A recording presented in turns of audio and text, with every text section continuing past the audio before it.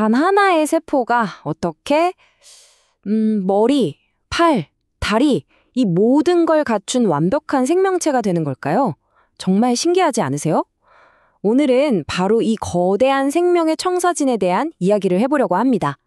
이 비밀을 파헤쳐서 노벨상까지 받은 정말 한 편의 과학탐정 소설 같은 그런 여정을 지금부터 저와 함께 떠나보시죠. 자, 오늘 우리가 함께 떠날 여정의 지도입니다. 먼저 생명의 가장 근본적인 질문에서 출발해서요. 이 미스터리를 푸는데 결정적인 열쇠가 되어준 아주 작은 영웅, 초파리를 만나볼 겁니다.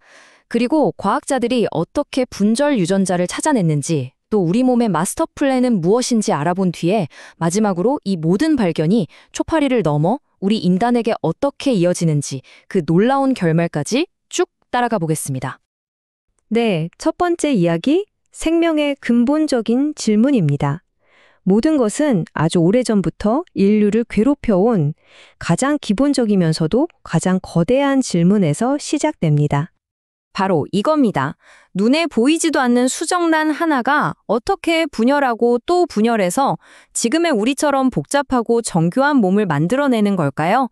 이게 바로 우리가 오늘 풀어야 할 핵심 미스터리입니다. 생각해보면 정말 신기하죠? 처음엔 다 똑같이 생긴 세포들이었는데 어느 순간 어떤 놈은 심장이 되고 어떤 놈은 뇌가 되고 각자 자기 역할을 찾아가잖아요. 그 비밀의 열쇠가 바로 우리 유전자 안에 숨겨진 설계도에 있었습니다. 그리고 이 설계도를 해독한 것이 바로 오늘 이야기의 주인공인 노벨상 수상자들의 위대한 업적이었죠. 자, 두 번째 장입니다. 여기서 이 미스터리를 풀어줄 아주 뜻밖의 영웅이 등장합니다. 과학자들이 이 엄청난 유전암호를 풀기 위해 선택한 조수는요, 놀랍게도 우리 주변에서 아주 흔하게 볼 수 있는 작은 생명체였습니다. 네, 바로 초파리입니다. 아니, 인간의 비밀을 푸는데 왜 하필 초파리냐고요? 이게 바로 신의 한 수였습니다. 때로는 가장 복잡한 문제일수록 가장 단순한 모델에서 해답을 찾을 수 있거든요. 아니, 왜 하필 초파리였을까요? 여러 이유가 있지만 가장 결정적인 건 바로 이 빠른 성장 속도였어요. 보세요. 알에서 어른벌레가 되기까지 고작 열흘밖에 안 걸린다는 거예요. 이게 왜 중요하냐면 유전자의 영향을 보려면 한 세대만 봐선 안 되거든요. 여러 세대에 걸쳐서 봐야 하는데 초파리는 그게 아주 짧은 시간 안에 가능했다는 거죠. 게다가 초파리의 몸은 아주 뚜렷한 분절 구조로 되어 있습니다. 이게 무슨 말이냐면요. 몸이 마치 레고블록처럼 여러 조각으로 나뉘어 있다는 거예요. 덕분에 유전자에 문제가 생겼을 때 어느 블록, 즉 어느 분절에서 문제가 발생했는지 한눈에 알아보기가 정말 쉬웠습니다. 세 번째 장으로 넘어가죠. 분절 유전자의 발견입니다. 여기서 드디어 이 이야기의 첫 번째 돌파구를 연 두 명의 과학자, 크리스티아네 뉴슬라임 포하르트와 에릭 위시하우스가 등장합니다. 이들은 당시 과학계에서는 거의 불가능하다고 여겨졌던 엄청난 도전을 시작합니다. 그들의 목표는 아주 명확했습니다.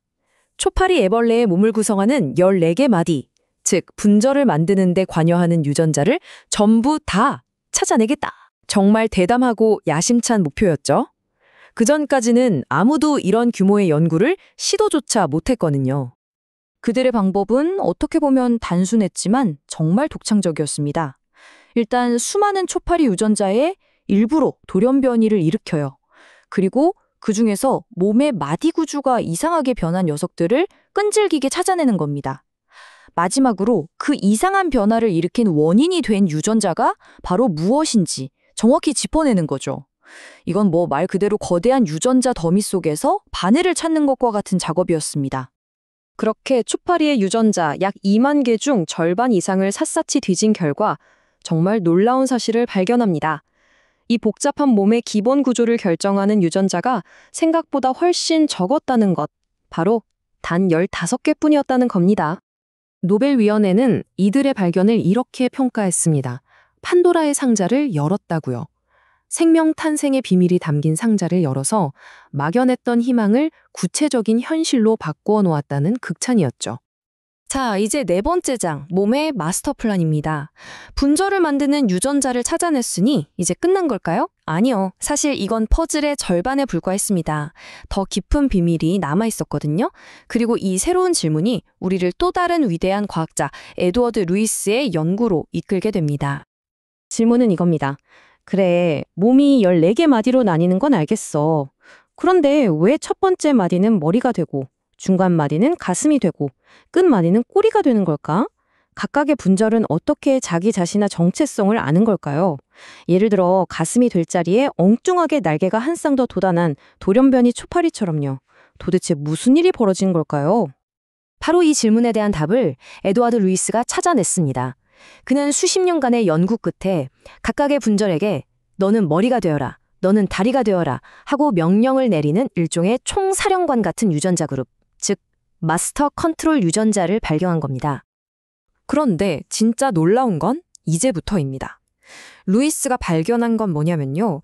이 마스터 유전자들이 DNA 위에 배열된 순서가 실제로 몸에서 나타나는 부위의 순서, 즉 머리, 가슴, 배 순서와 정확하게 일치한다는 사실이었어요. 와, 이거 마치 우리 몸의 설계도가 염색체 위에 순서대로 착착 그려져 있는 것과 똑같았던 거죠. 바로 이 지점에서 이 모든 이야기는 믿을 수 없는 반전을 맞이합니다. 그리고 초파리의 이야기가 바로 우리 모두의 이야기로 직접 연결되는 순간이죠. 과학자들이 더 깊이 파고들어 보니 믿을 수 없는 사실이 밝혀졌습니다. 초파리의 몸을 만드는 이 유전자 설계도가 곤충에게만 있는 게 아니었어요. 놀랍게도 우리 인간의 DNA 안에도 거의 똑같은 유전자들이 들어있었던 겁니다. 한번 보세요. 정말 소름 돋을 정도로 똑같지 않나요? 몸의 각 부분을 결정하는 마스터 유전자가 있다는 것, 그 유전자들이 DNA 위에 순서대로 배열되어 있다는 것, 그리고 그 기능하는 방식까지. 이 생명의 기본 규칙이 하찮아 보이는 초파리나 우리 인간이나 사실상 똑같았다는 겁니다. 그럼 이 모든 발견이 우리에게 말해주는 건 뭘까요? 바로 이겁니다. 초파리든 생쥐든 사람이든 지구상의 거의 모든 동물은 아주 오래된 유전자 도구 상자를 수억 년 동안 함께 공유해왔다는 사실입니다. 우리의 DNA 속에는 이처럼 깊고 거대한 진화의 역사가 고스란히 새겨져 있었던 거죠. 자, 오늘 이야기를 이렇게 마무리하면서 마지막으로 이런 질문을 한번 던져보고 싶어요. 이 작은 초파리와 우리 인간의 설계도가 이렇게나 비슷하다면 과연 우리 주변의 다른 생물들 속에는 또 어떤 보편적인 생명의 비밀이 숨어 있을까요?